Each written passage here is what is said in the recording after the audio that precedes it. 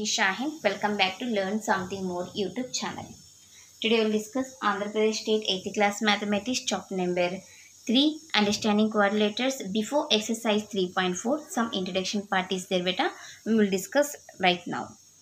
See some special parallelograms. ఇంతకుముందు మనం parallelograms గురించి డిస్కస్ చేసాం.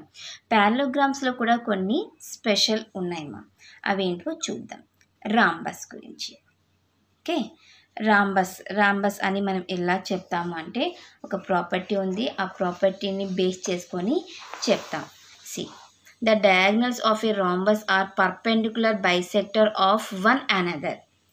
రాంబస్లో మనకి సేమ్ అది కూడా ఒక స్క్వేర్ లాగానే కనిపిస్తుందిమా, కానీ ఇక్కడ చూస్తే అబ్జర్వ్ చేస్తే ఈ డయాగ్నల్స్ అనేటివి ఒకదానికొకటి పర్పెండిక్యులర్గా ఉంటాయి అన్నమాట.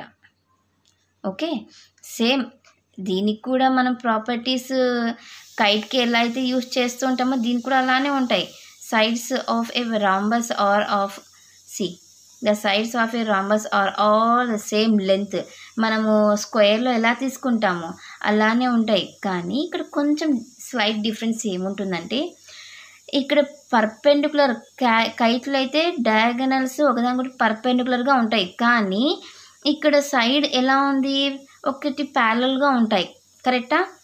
కానీ రాంబస్లో ఏమంటున్నారు, దీనికి డిఫరెన్స్ ఏమంటే డయాగ్నల్స్ సేమ్ ఉంటాయి, కానీ సైడ్స్లో మనకి డిఫరెన్స్ కనిపిస్తుంది. మనకి నెక్స్ట్ స్క్వేర్లో సైడ్స్ అన్నీ సేమ్ ఉంటాయి, కానీ డయాగ్నల్స్కి రాంబస్కి కొంచెం డిఫరెన్స్ కనిపిస్తుంది. అర్థమైందా ఇప్పుడు?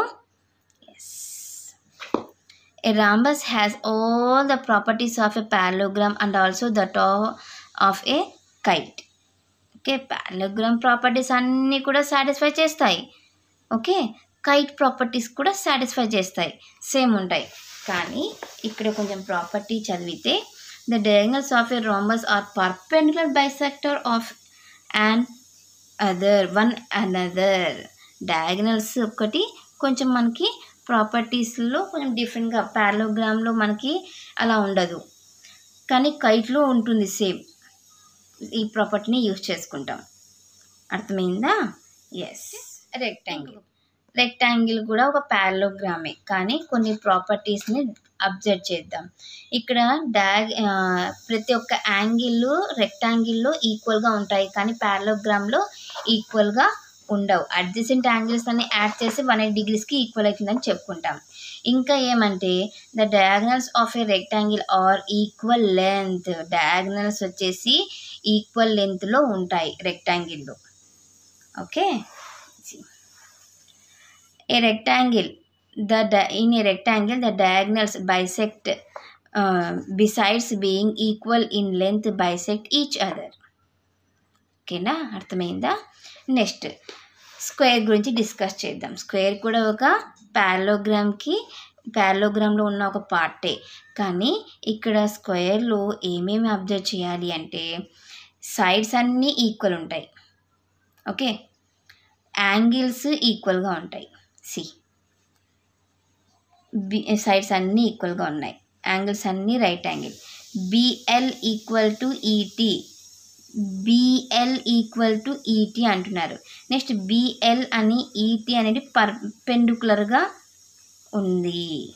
నెక్స్ట్ ఇంకా ఏమి, BO equal to OL distance, OE equal to OT అవుతుంది.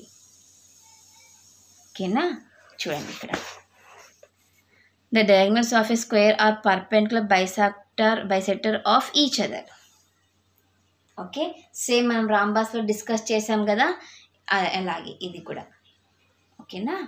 ఇది మా 3.4 ఎక్సర్సైజ్కి ముందున్న చిన్న ఇంట్రడక్షన్.